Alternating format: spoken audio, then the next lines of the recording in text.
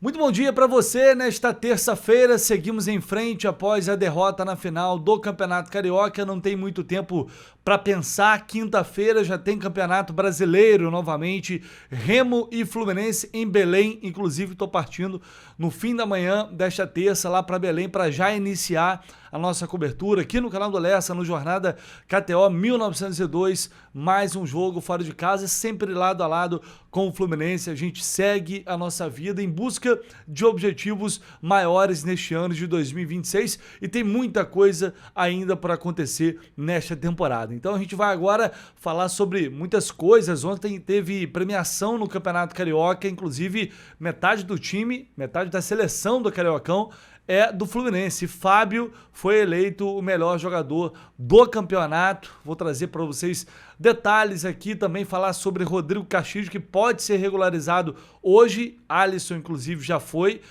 E uma novidade em relação ao valor total da negociação do Castilho, que foi maior do que o que havia sido divulgado anteriormente. Enfim, vem comigo com as principais notícias do Flu a partir de agora.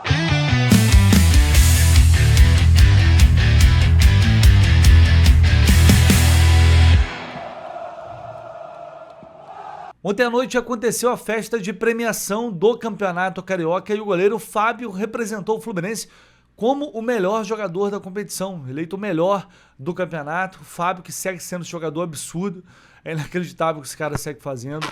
E por muito pouco ele não deu o título ao Fluminense, né? Quase pegou ali mais 2 pênaltis, infelizmente não foi dessa vez, mas a parte dele ele fez, o restante do time acabou não ajudando. E num campeonato que tem estrelas, jogadores contratados a peso de ouro, o Fábio é quem chega, mais uma vez fazendo parte da seleção, já fez parte nos anos anteriores, e foi eleito também o melhor do campeonato. E temos a seleção do Campeonato Carioca, vou colocar na tela aqui essa arte que foi feita pelo GE, tá aí a seleção do Campeonato Carioca 2026, Luiz Ubeldia ganhou como o melhor técnico, apesar de ter perdido a final, Fábio no gol, lateral direito Puma Rodrigues, dupla de zaga James do Fluminense, Léo Pereira do Flamengo, Matheus Julião do Madureira, meio de campo com Danilo do Botafogo, Martinelli e Lúcio Costa do Fluminense, Pecado do Bangu, Pedro do Flamengo e Serna do Fluminense. Ou seja, Serna, Lúcio, Martinelli, James, Fábio e Zubeldia, se a gente levar aqui em consideração o técnico também, o Fluminense, com ampla maioria nesta seleção do Campeonato Carioca. E acho que é uma seleção que reflete bem o que foi o campeonato. A realidade é essa, o Fluminense foi o melhor time da competição, ganhou a Taça Guanabara, não perdeu clássicos, pelo contrário, terminou o campeonato sem perder clássicos, poderia tranquilamente ter vencido essa final. Já debatemos muito sobre isso, a decepção é muito grande, porque era uma realidade muito próxima, né? Mas faltou muita coisa, faltou coragem para ganhar o jogo no tempo normal. Já debatemos tudo isso, mas acho que é uma seleção que você vai discutir uma coisa ou outra. A eleição do Matheus e do PK é também para representar os clubes pequenos que chegaram até as quartas de final da competição. Você pode discutir ali, Pedro, não acho que fez um grande campeonato, mas a escassez de centroavantes absurdas. É absurda, né? Como a gente tá sofrendo com isso. Meio de campo, para mim, discutível. Os 3 melhores aí, eu acho que a zaga também está bem representada. Enfim, é o Fluminense que poderia ter terminado esse Campeonato Carioca conquistando essa taça em cima do rival. Não aconteceu. E o Fábio ontem na premiação atendeu a imprensa e falou sobre essa final, essa derrota, o que leva de aprendizado. Vamos ver o que ele disse após conquistar esse título de melhor jogador do Campeonato Carioca 2026. Satisfação estar podendo participar e fico grato, né, pelo reconhecimento. Dedico a todos aí que me ajudaram ao longo da competição e principalmente a Deus que concedeu saúde e força para estar em campo. Você começou com uma campanha, a melhor campanha do futebol brasileiro, né, dos times da Série A, mas perdeu o que era mais importante no início do ano, que era o campeonato. Como isso pode refletir nas próximas competições, Brasileiro, Copa do Brasil, Libertadores da América, para vocês? Serve para que a gente possa corrigir o que tem que ser corrigido, né? E serve também para a gente aprender que decisões são detalhes que fazem com que você possa alcançar o objetivo final, que é o título, né? E faltou alguns detalhes, né, nessa partida. Isso aí vai servir para as próximas competições que a gente vai iniciar agora, né? Tanto Copa do Brasil, Campeonato, Copa Libertadores e dando a sequência no Brasileiro, que a gente tem o objetivo de voltar a vencer, mesmo ciente que é um jogo difícil lá contra o Remo, mas a gente tem que ir em busca da vitória. Com novos companheiros, sobre esses reforços, o que você pode falar, Fabio? Acho que é importante, né? Um grupo qualificado em todas as posições, a gente ter peças de qualidade, porque o Campeonato Brasileiro, principalmente, é um campeonato que se perde muito isso, né? Uma equipe consistente, um grupo qualificado, porque é uma competição difícil que você tem que vencer todas as partidas, e você tendo um elenco à altura, isso aí vai nos proporcionar ir em busca disso, das vitórias. Você pegou um pênalti e acertou a grande maioria dos cantos. Saiu lamentando pessoalmente ali, chegou a tocar em várias das bolas batidas pelo Flamengo? A gente fica grato a Deus, né, por conseguir fazer a defesa. Tudo tem o tempo de Deus e não era para ser. As outras defesas não tiveram a oportunidade de conseguir bater com a consistência grande na bola para ela sair do gol, né? Mas são coisas que acontecem, mérito também para os batedores, né, do Flamengo, que tiveram tranquilidade ali e fizeram boas cobranças. Tá aí o Fábio atendendo ontem aos jornalistas, só que a gente, ano passado, também teve esse discurso, e é normal que se tenha após uma derrota, mas seria legal aprender vencendo, né? Aprender ganhando. Porque tem que levar toda a porrada e sempre, não, estamos aprendendo, vamos levar como lição, vamos tirar como lição para os próximos campeonatos. Está na hora de, no momento decisivo, o time crescer. E eu trouxe esse debate, enfim, levantei essa discussão ontem também, depois da final. Já foi a Copa do Brasil do ano passado, agora vem o Campeonato Carioca, quando o time fez jogos bem abaixo daquilo que vinha fazendo. A comparação é com o próprio Fluminense. Então está na hora de mudar isso quando tiver uma próxima oportunidade, que a gente espera que seja esse ano ainda, nos outros torneios, que é de crescer no momento decisivo, de crescer para cima dos rivais num mata-mata, numa decisão. Acho que é o próximo passo para alcançar também um dos fatores para alcançar um nível superior e conseguir finalmente chegar a mais uma grande conquista. Enfim, mas de toda forma é muito justo esse reconhecimento ao Fábio, mais um, pelo grande campeonato que ele fez.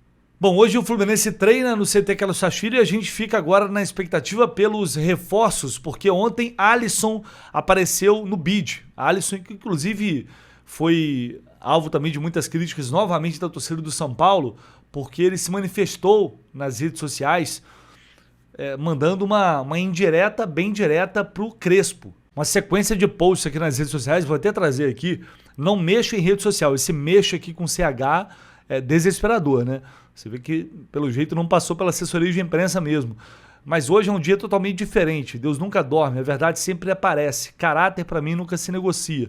Vida que segue, tenho certeza que quando você faz o certo, a vida, ela mostra. Aí depois ele falando sobre o título do Fluminense. Infelizmente, não ganhamos o título, mas coisas boas com pessoas boas não tem de dar errado. Rapaz, é verdade, ninguém fala. É estranho, hein? Eu, particularmente, acho que o Alisson já se envolveu em várias polêmicas por lá.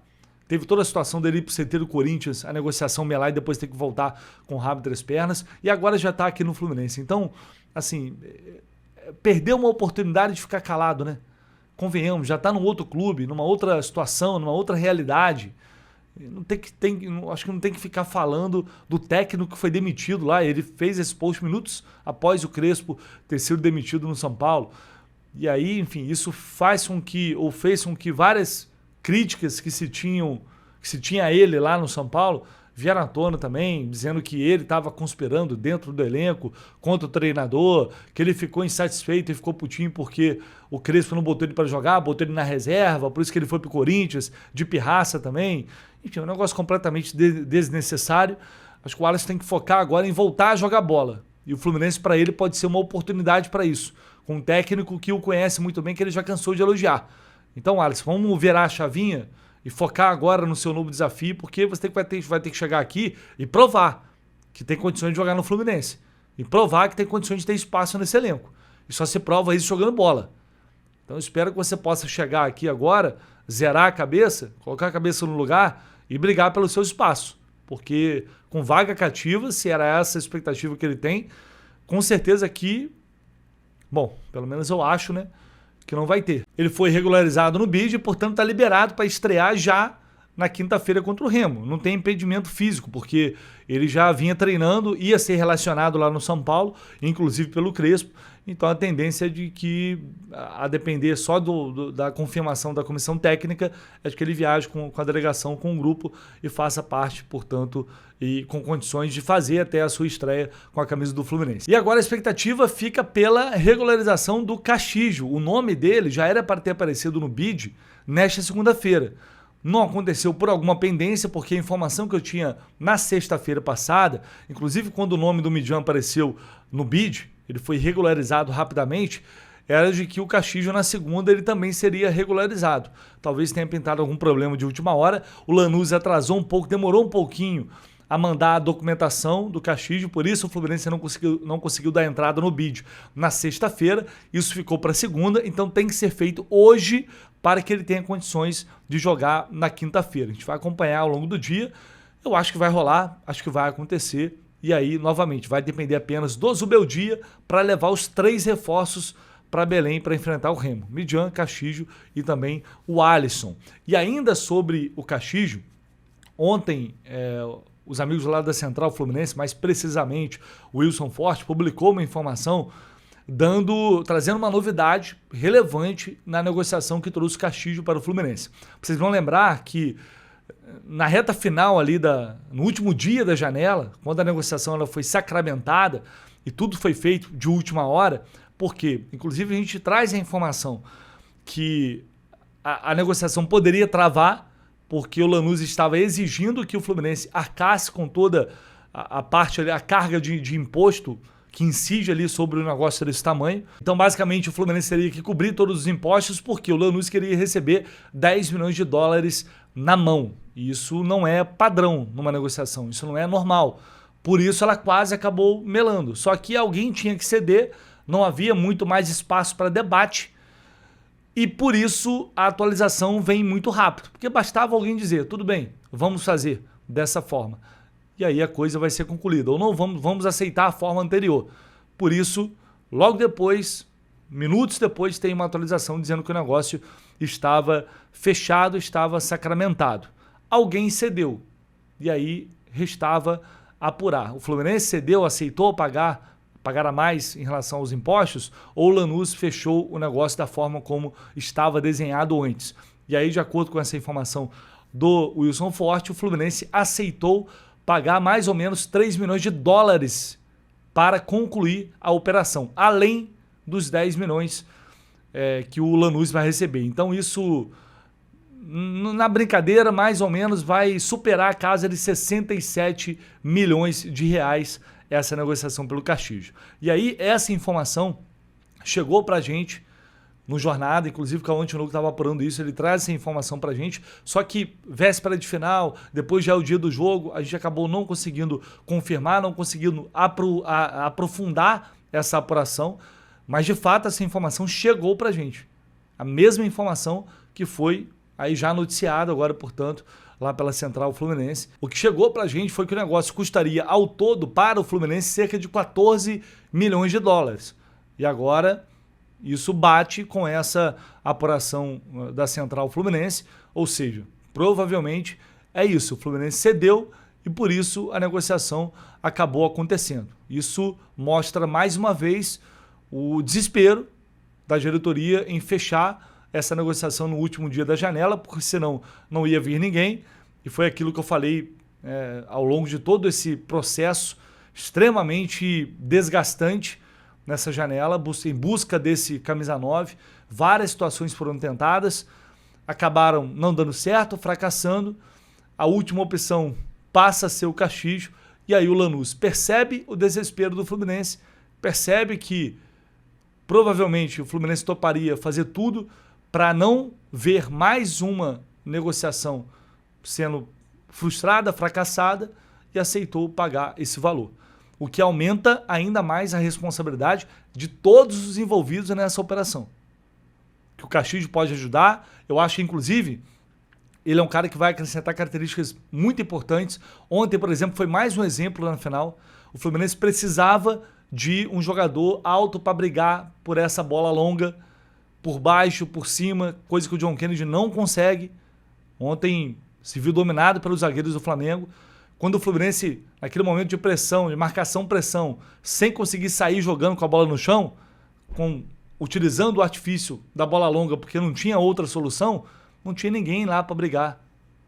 Não tinha ninguém no ataque que conseguia realmente disputar com os zagueiros essa bola e fazer com que a equipe saísse de trás em busca da segunda bola. O Castilho ele vai oferecer isso. E aí os adversários se sentem à vontade quando percebem que se subir a marcação e tomar uma bola longa, provavelmente não vai ter muito problema, porque a zaga vai conseguir ganhar a disputa, porque tem um jogador lá na frente que não tem a estatura para disputar esse tipo de jogada. Então eu acho que ele vai agregar, sem dúvida alguma, características interessantes e importantes que podem fazer dele um diferencial nesse time. Mas para um jogador de mais de 60, quase 70 milhões de reais, o Castilho vai ter que fazer muito gol. Mas vai ter que fazer muito gol. Para a gente dizer que realmente o custo-benefício será favorável ao Fluminense nesta operação. E aí é inegável que ele já chega com o alvo, não tem muito o que fazer. A pressão é muito grande para um jogador dessa posição. Passamos um ano pedindo, um ano de desespero com o Everaldo. E aí, no apagar das luzes, chega o Castilho com esse valor claramente acima do mercado. O Fluminense está pagando, sendo confirmada essa informação, que, repito, a gente de fato, a gente não conseguiu confirmar, mas recebemos esse número e agora isso vem à tona, vem a público, e até o momento não foi negado. Se isso se confirmar, o Fluminense pagou o que basicamente eu queria pagar na operação pelo Boanga. E aí, convenhamos, não tem como comparar um jogador para o outro em termos de experiência, números na carreira, enfim, não há comparação. Então, realmente é algo assustador o que todo esse desespero acabou causando, e isso só vai ser amenizado com um bom desempenho, com um grande desempenho do Rodrigo Castilho com a camisa do Fluminense. Esses números aumentam e muito a responsabilidade e a pressão em cima de todos os envolvidos. Então é isso, ao longo do dia a gente volta com mais informações e mais notícias. A próxima vez que eu falar com vocês, provavelmente já estarei em Belém para o jogo da próxima quinta-feira, Remo e Fluminense. Se você puder, não esqueça de deixar o seu like, se inscrever aqui no canal, muito importante, cara. Não esquece não, dá essa moral aí pra gente. Você que está conhecendo o canal agora, se inscreva aí, porque aqui você vai estar todo dia muito bem informado sobre o Flu. Um abraço, tamo junto, valeu!